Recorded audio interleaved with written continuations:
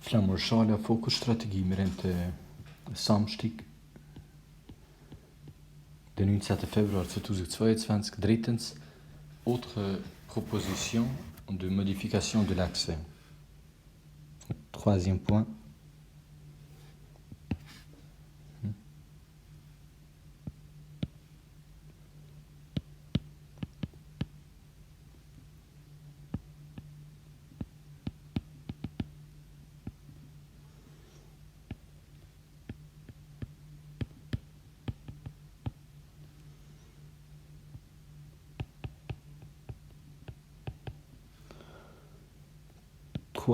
Point 1. Suppression de la qualité pour recourir au pénal du lésé simple.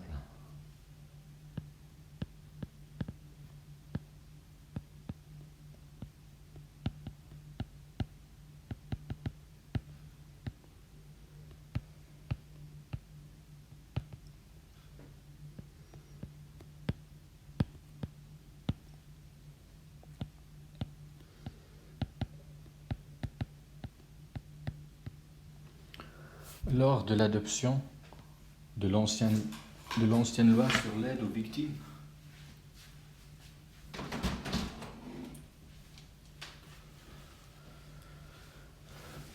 entre parenthèses l'avis, ouais.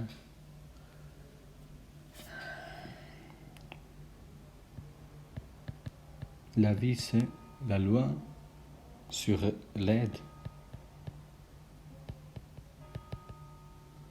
aux victimes.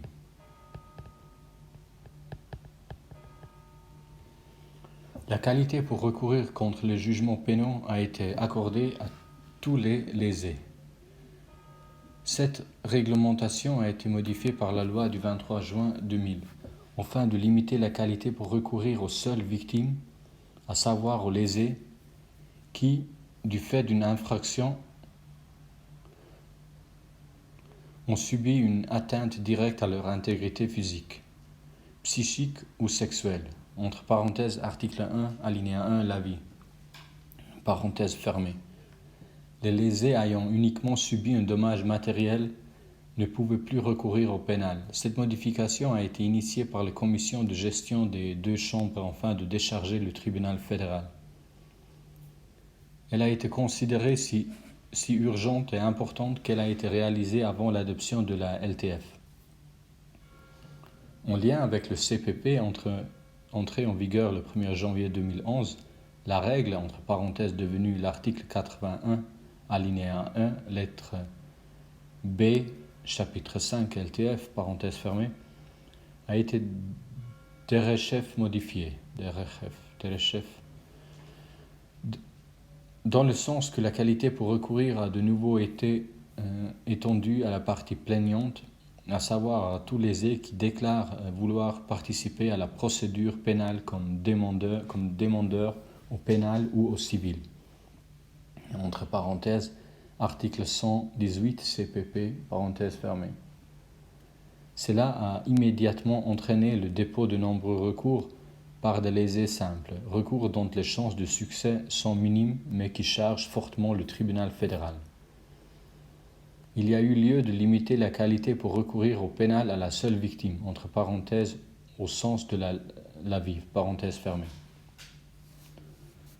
À l'exclusion du lésé n'ayant subi qu'un dommage matériel. Défendre les intérêts de la poursuite pénale devant la Cour suprême peut, voire doit être réservé au ministère public dans les causes où le lésé n'a pas subi directement d'atteinte physique, psychique ou sexuelle. La qualité pour recourir contre le prononcé civil n'est pas touchée. Tout lésé qui a fait valoir des prétentions civiles dans le cadre du procès pénal peut recourir au tribunal fédéral contre le prononcé civil du juge pénal, de sorte que ses intérêts sont suffisamment protégés. À tout le moins, la qualité pour recourir au pénal du lésé simple doit être limitée au cas où le recours soulève une question juridique, de principe ou qui sont pour d'autres motifs particulièrement importants. Il en découlera certes une disharmonie entre la qualité pour recourir à l'autorité cantonale de seconde instance entre parenthèses article 382 CPP, parenthèse fermée, et au tribunal fédéral. Mais elle se justifie objectivement. De toute façon, comme la jurisprudence l'a reconnu, cette discordance existe déjà dans la réglementation actuelle, la qualité pour recourir de la partie plaignante étant définie plus largement à l'article 382 CPP qu'à l'article 81 LTF. De telles disharmonies n'ont au demeurant rien d'extraordinaire. Les commissions de gestion des chambres fédérales soutiennent expressément cette modification. 3.2 Suppression des exceptions.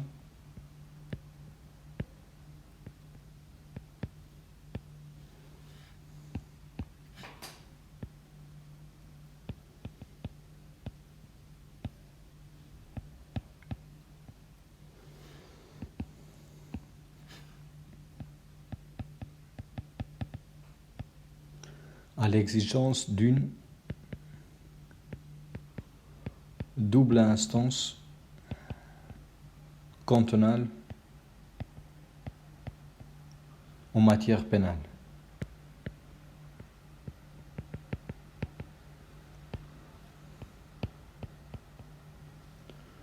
Le tribunal fédéral peut être saisi de recours contre des décisions prises en procédure pénale par une seule instance cantonale.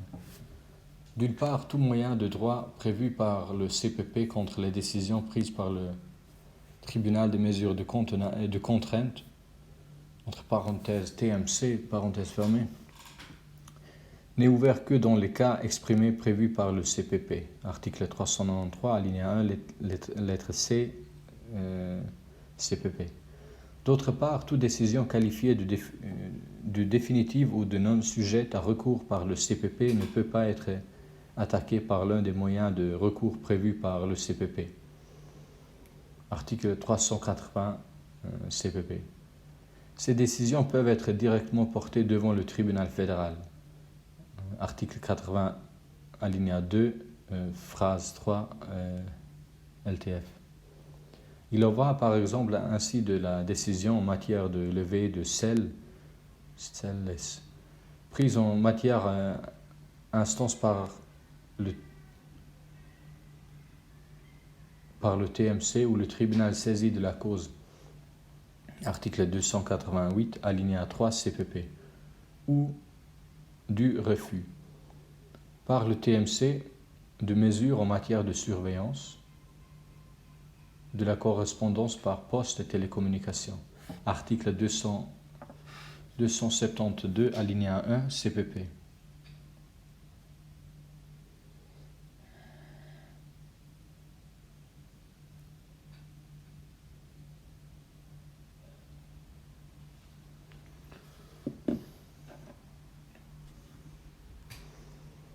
Même des décisions d'autorité non judiciaire sont susceptibles de recours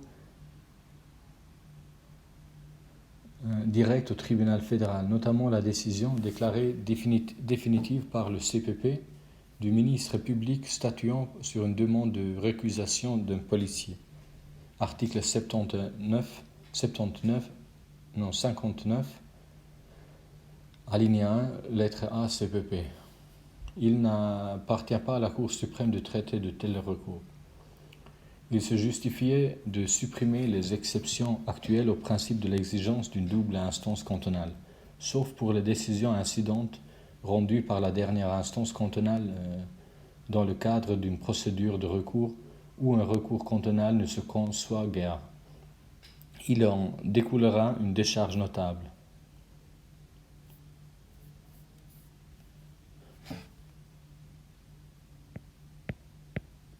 « 3.3 Suppression du libre examen des faits en assurance sociale.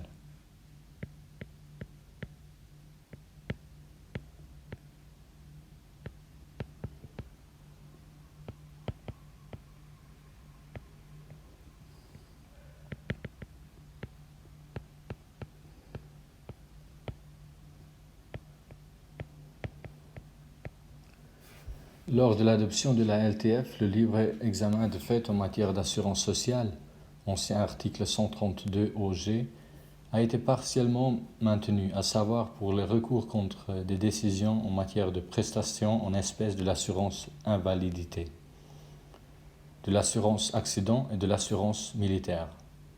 Article 97 alinéa 2 et article 105 alinéa 3 LTF dans la version votée le 17 juin 2005. Cette exception à la règle générale selon laquelle le tribunal fédéral ne revoit pas les faits était uniquement due à un compromis politique dans le but d'éviter un référendum. Avant même son entrée en vigueur, la règle a été modifiée dans le sens que l'exception précitée en matière d'assurance invalidité a été supprimée. Dans le projet de révision de la loi fédérale sur l'assurance invalidité, LAI, le Conseil fédéral avait renoncé à proposer la suppression du libre examen des faits en matière d'assurance invalidité, pourtant largement soutenu dans la procédure de consultation. Il n'entendait pas remettre en cause la solution retenue le 17 juin 2005 par le Parlement. Ce dernier en a toutefois décidé différemment. D'une part, des motifs de cohérence et d'efficacité ont été invoqués. D'autre part, il a été relevé que, contrairement à l'époque où le libre examen des faits en matière d'assurance sociale avait été introduit devant le TFA, il existait maintenant des tribunaux des assurances contenant garantissant un libre examen des faits par une instance judiciaire précédente. Actuellement, le libre examen des faits existe encore dans le cadre des recours concernant l'octroi ou le refus de prestations en espèces de l'assurance accident et de l'assurance militaire. Article 97 alinéa 2 et article 105 alinéa 3 LTF, tel que modifié par la loi du 16 décembre 2005 et entré en vigueur le 1er janvier 2007. Il est incontesté qu'il n'y a pas de motif objectif de maintenir ces exceptions, ni a fortiori d'avoir une cognition différente selon les branches de l'assurance sociale. La suppression de ces exceptions serait au contraire la suite logique de la décision relative à l'assurance invalidité. Gilbert Colli, docteur en droit, président du tribunal fédéral. C'est un texte du 30 octobre 2015.